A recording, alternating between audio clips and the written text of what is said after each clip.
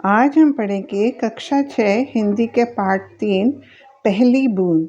पर उससे पहले अगर आपको ये पाठ समझ में आए, अच्छा लगे तो सब्सक्राइब करना मत भूलिएगा।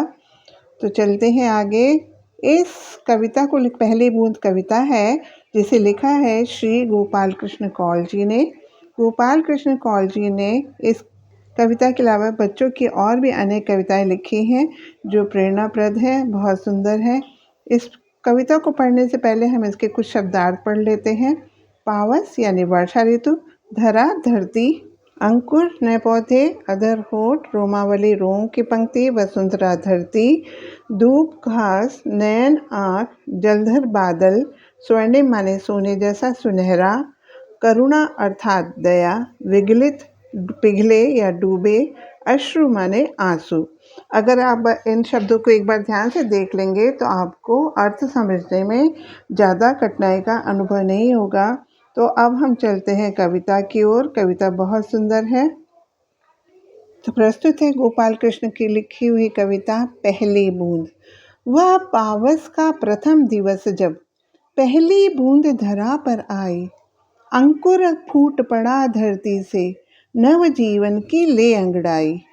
के बाद जब गर्मी से परेशान लोगों को वर्षा ऋतु के पहले दिन वर्षा की पहली बूंद का अनुभव हुआ, पहली बूंद जब इस धरती पर आई तो सारी धरती प्रसन्नता से भर गई। इस धरती पर एक नए जीवन का उदय हो गया। तो जब इस पहली बूंद वर्षा की धरा पर आई तो इसे देखकर धरती से अंकुर फूट पड़े, हरियाली छाने लगी ना। तो ऐसा लगा जैसे कि नए जीवन की अंगड़ाई लेकर अंकुर धरती पर से निकलने लगे।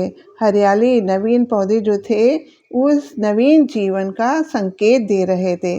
तो वर्षा के आने के साथ साथ धरती पर प्रसन्नता का भी आगमन हो गया, क्योंकि लोग गर्मी से त्रस्त थे, पेड़ पौधे सूखे जा रहे थे, घास पीली पड़ गई थी। लेकिन वर्षा के आने के साथ इन सभी में परिवर्तन हो गया।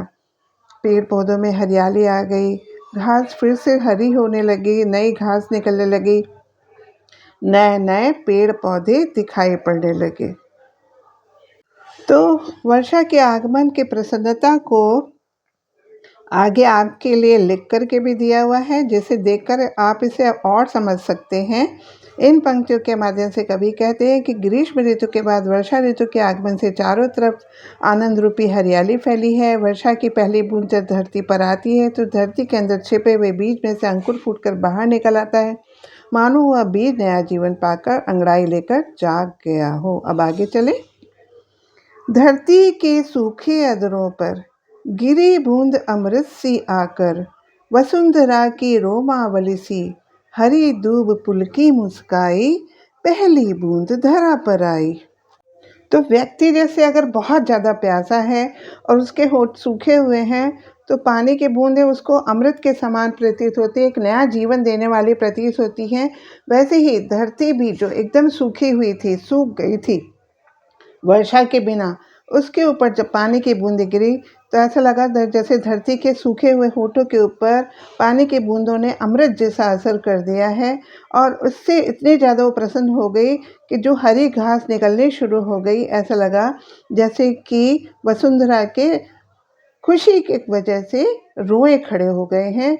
वो उसके रोए की पंक्ति खड़ी हुई जैसी हरी धूप उग आई।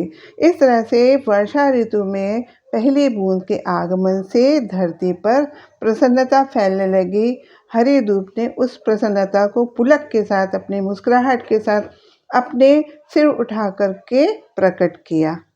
अब इन पंक्तियों का अर्थ भी आपको आगे देखने को मिलेगा, जिससे आप इसे और अच्छी तरह से समझ सकें। तो कवि कहते हैं कि धरती के सूखे होठों पर बारिश की बूंद अमृत के समान गिरी, मानो वर्षा होने से बेजान और सूखी पड़ी धरती को नवीन जीवन मिल गया हो। धरती रूपी सुंदरी के रोमों की पंक्ति की तरह हरी घास भी मुस्काने लगी और खुशियों से भर उठी। इस तरह से पहली बूंद धरती पर आ गई। अब आगे है। आसमान में उड़ता सागर, लगा बिजलियों के स्वर्णिम पर, बजा नगाड़े जगा रहे हैं, बादल धरती की तरुणाई, पहली बूंद धरा पर आई। देखिए कितना सुंदर वर्णन है। आसमाने में उड़ता सागर, जैसे सागर आसमान में उड़ रहा है। बादल ऐसे प्रतीत होते हैं जैसे आसमान में सागर उड़ रहा है, क्योंकि वो अपने से वर्षा की बूंदों को धरती पर उड़ेलते जा रहे हैं। अब आसमान में उड़ता सागर के दो अर्थ हो सकते हैं। एक तो बादल सागर के समान प्रतीत हो रहे हैं क्योंकि वो पानी को दे रहे हैं। दूसरा एक हम ये भी कह सकते हैं कि जब भाप सागर की भाप आसमान में चली गई तो ऐसा लग रहा है जैसे सागर ही आसमान में उड़ने लगा हो। तो आसमान में बादलों को देख के ऐसा लग रहा है जैसे आसमान में समुद्र उड़ने लगा है और उसने सुनहरे रंग के बिजलियों के पंख लगा रखे हैं। और बादलों की गर्जना ऐसी लग रही है जैसे कि नगाड़े बजा बजा करके बादल धरती की युवावस्था को, तरुणाई को जगाने की कोशिश कर रहे हैं। वो धरती जो बिना वर्षा के सूख रही थी, सुप्त अवस्था में पड़ी हुई थी, सोए जैसी थी, जहाँ हरियाली नहीं थी, वो अब उसको जगाने की कोशिश कर रहा है। इस तरह से पहली बूंद धरती पर आ गई है। फिर आगे चलते हैं, इसको पढ़ो। आसमान पे जल रूपी बादलों में बिजली चमक रही है, जैसे सागर बिजलियों के सुनहरे पंख लगाकर आसमान में उड़ रहा हो। बादलों की गर्जना सुनकर ऐसा आभास होता है कि बादल नगाड़े बजा बजा कर धरती की युवावस्था को जगा रहे हैं। जो सोई हुई धरती है उसको जगाने का प्रयास कर रहे हैं। अब आगे चलें। नीले नैनों सा यह अंबर, काली पुतली से ये जलधर, करुणा विगलित अश्रु बहाकर धरती की चिर प्यास बुझाई, बूढ़ी धरती शस्य श्यामला बनने को फिर से ललचाई, पहली बूंद धरा पर आई। यहाँ कवि कह रहे हैं कि यह नीला आकाश, अंबर आकाश, नीले नैनों के समान, नीली आंखों के समान लग रहा है और उसमें ये बादल, जो काले रंग के बादल हैं, वो इसकी काली पुतली के समान लग रहे हैं। ऐसे लग रहा है नीली आंखों की काली काली पुतलियाँ करुणा से भरकर, करुणा यानी दया से भरकर आंसू बहा करके धरती की चिर प्यास को बुझा रहे हैं। चिर प्यास यानी बहुत लंबे समय से चली आ रही प्यास। ग्रीष्म के कारण धरती सूख गई थी, प्यासी हो गई थी, बहुत लंबे समय से प्यासी थी। उस धरती के प्यास को आंसू बहा करके बादलों ने बुझा दिया और वो धरती जो वर्षा के ना होने के कारण अशक्त हो गई थी, जैसे कि उसमें कोई वृद्धावस्था आ गई हो, वो फिर से शस्य श्यामला बनने के लिए, हरी भरी होने के लिए ललचाने लगी। सूखी पड़ी धरती वृद्ध के समान हो गई थी, लेकिन वर्षा की बूंदों ने उसे फिर से हरा भरा होने के लिए ललचा दिया है। इस तरह से पहली बूंद के धरा पर आने से धरती की रूपरेखा बदल गई, उसमें एक सौंदर्य आ गया, वो फिर से युवा हो गई, उसकी लंबी समय से चली आ रही प्यास भी बुझ गई।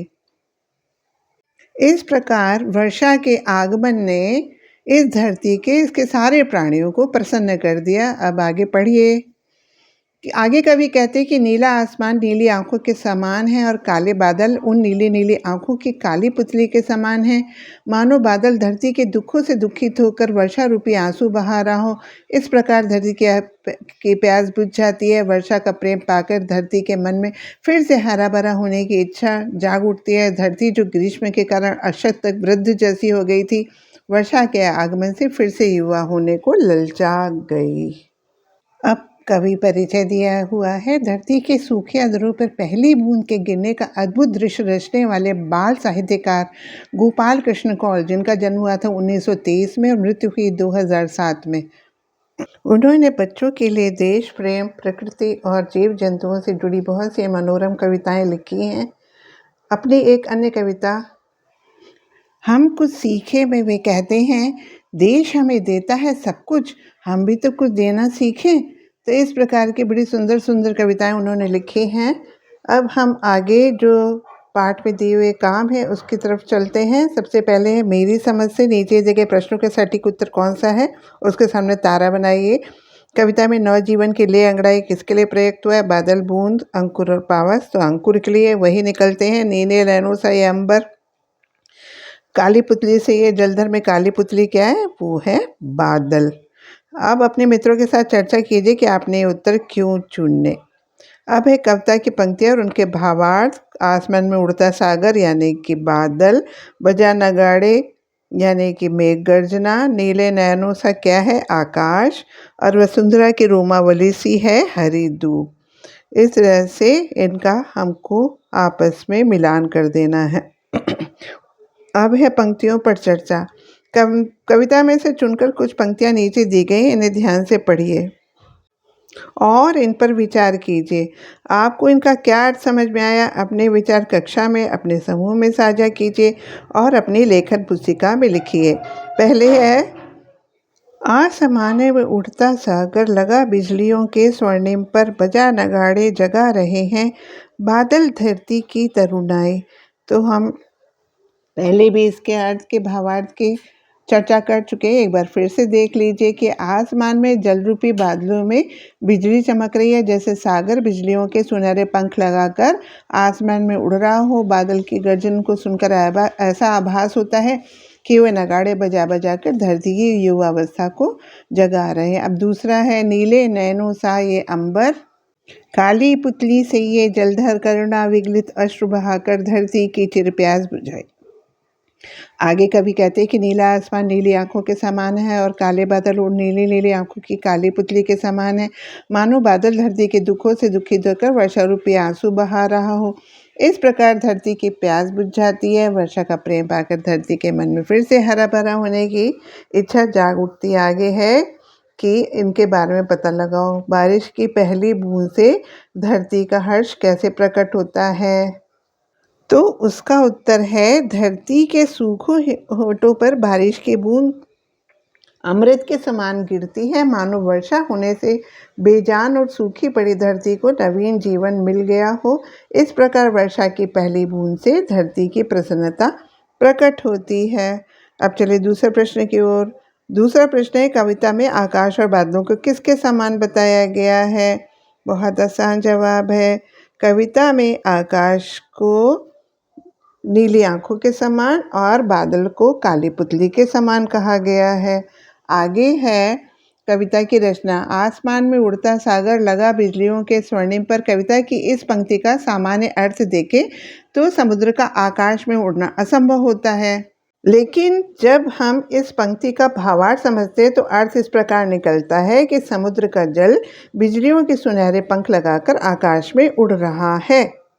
ऐसे प्रयोग कविता की सुंदरता बढ़ाते हैं, बल्कि उसे आनंददायक भी बनाते हैं। इस कविता में ऐसे दृश्यों की पहचान करें और उन पर चर्चा करें।